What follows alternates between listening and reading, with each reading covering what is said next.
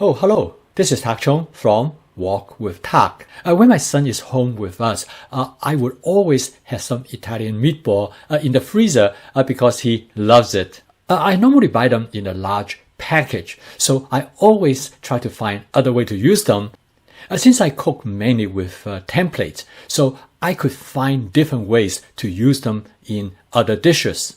I think one place that I could use them is in fried rice, because I normally use other type of meat such as ham, hot dog, bologna, and Italian sausages. I had a chance when we came home late one night and would like to get a quick supper. When I looked in the refrigerator, I found some leftover rice, and I decided, well, it'd probably be good for making a fried rice. In the freezer, I found some frozen corn and some frozen edamame. And then in the freezer, I came across about half dozen Italian meatball. They're probably not enough for the spaghetti meal, but they will go well with the fried rice.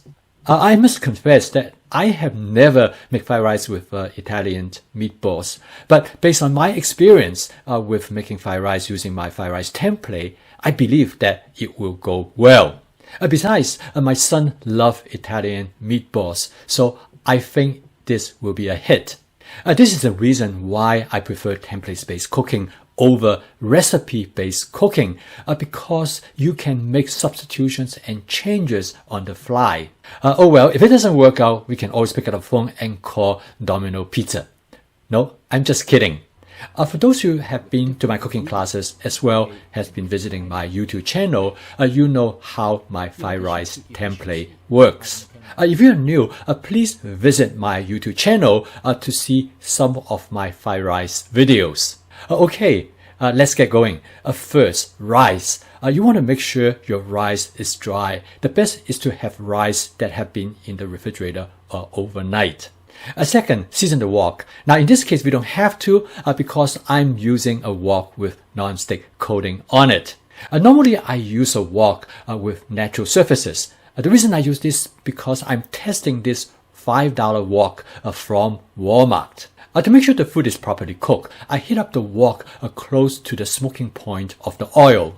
After I add the rice to the wok, I break up the rice with a hamburger meat chopper.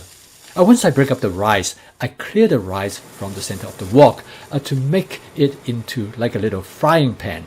And then in there, I'm going to fry 2 eggs. Frying the egg directly in the wok with the rice is the most efficient way to do it. I use the wok spatula to break up the egg yolk and fry the egg for about 30 seconds. The next step is to add the frozen meatball to the contents in the wok.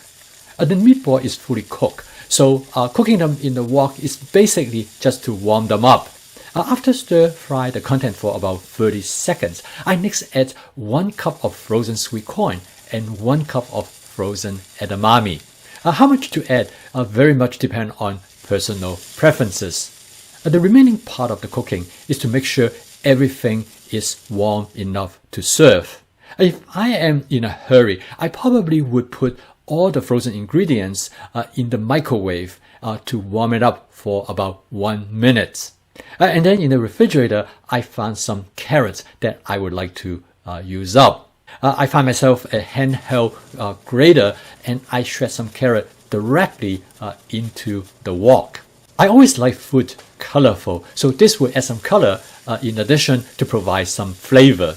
As I'm stirring the contents, I quickly recognize that the Italian meatballs might be a little bit too large. Well, that is easy. I get out my hamburger meat chopper and I break them up in a matter of seconds. Lastly, I found some chopped scallions in the refrigerator, which I should use up as well. Okay, off they go to garnish the fried rice. I then seasoned my fried rice with my basic seasoning mix, but you can use any seasoning that you preferred.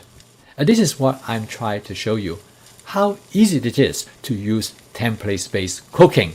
I hope in this video I have demonstrated to you how simple this fried rice template. And by mastering this template, you can cook many different kinds of fried rice. Thank you for watching. Please subscribe to my YouTube channel if you'd like to receive notification of my future video postings. I'll see you next time.